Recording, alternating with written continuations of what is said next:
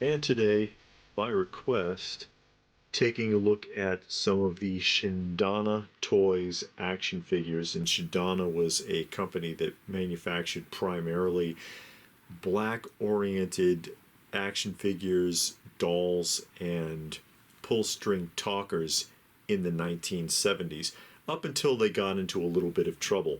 Unfortunately, the figures that they got in trouble with I don't have, but I do have the Dr. J and the O.J. Simpson superstar figures. I have more than just what's being shown here, but for the aspect ratio, we start off like this. And these were made in 1975, and they are larger than Mego figures. They look like Mego figures, but they're more Mego like than anything. And you can see how they're jointed. They're jointed primarily like a Mego figure would be, although it shows a lot more musculature than would a Mego figure. But they are taller. They're about an inch taller, as a matter of fact. And I can grab Kirk here just to give you an idea.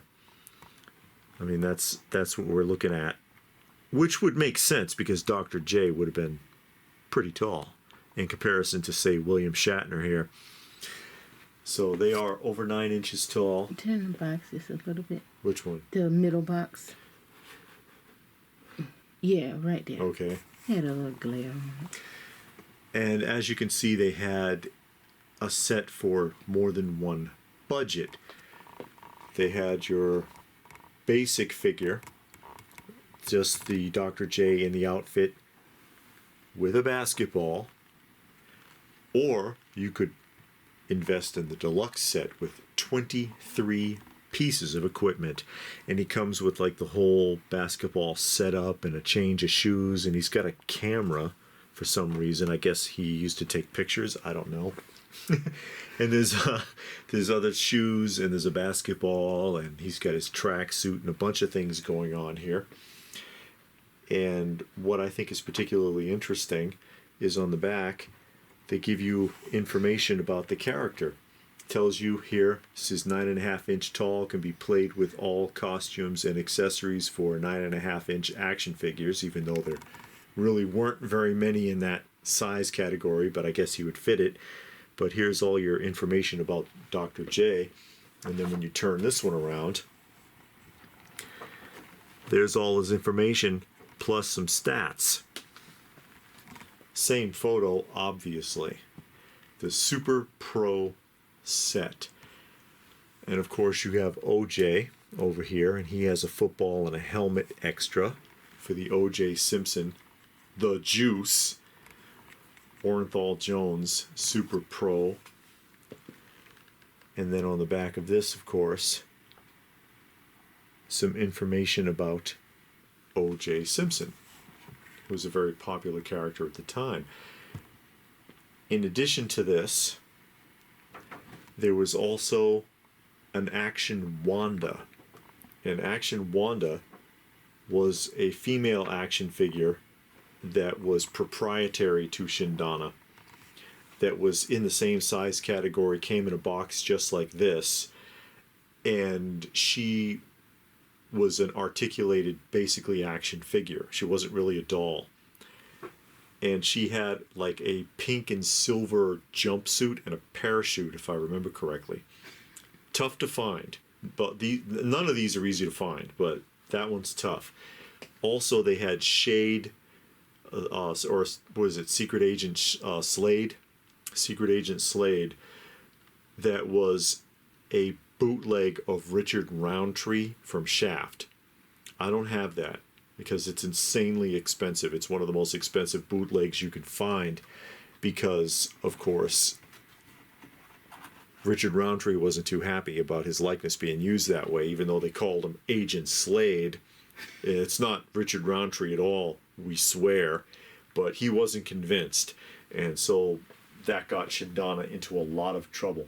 One thing that I think is interesting, and I always like it when there's an original price tag, is if you see this one still has the price tag at $6.40, which in 1975 for an action figure was quite a bit. That is not cheap for 1975. So I hope OJ was getting paid. And I have to wonder how much the Super Pro sets were, if that's the case. This one had a price tag, but somebody removed it. Now, I do also have the O.J. Simpson, and this came with 26 pieces. And it has been signed by O.J. Simpson, and that is an authentic signature. That's not a made-up signature. And in addition to his football uniform, he has a bunch of training equipment because, of course, he has to train to stay in shape to play football. He's got weightlifting equipment. You see the little pictures here. He's got like what looks like a rowing machine, and he has track and field equipment, and then tennis. Did he play tennis? I don't know if he played tennis. And weightlifting. Yeah, weightlifting equipment so that he could stay in shape. And then on the back of this, a lot of information about O.J. Simpson. Everything you ever needed to know about O.J. at the time. Birth date. Oh, he was born in the 40s. 47. Born in San Francisco and Los Angeles. Oh, that's awful. He was a #1 draft pick In 69. 1969. Good Lord. Now, Oh, he's 6'1". Yeah. I thought he was a little taller than yeah, well, you know how TV does. that. Yeah.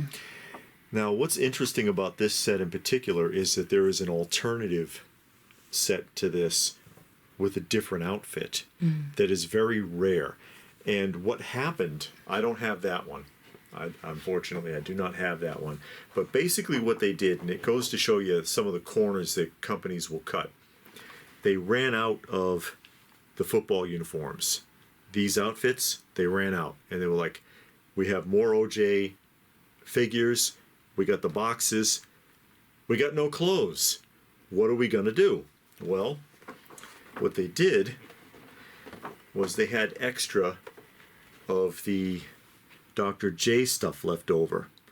So there are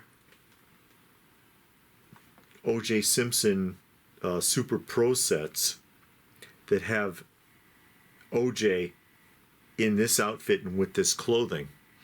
And what they did was they literally, by hand, scraped off the R and the dot so that it would look like it said OJ on the jumpsuit and on the wife beater there.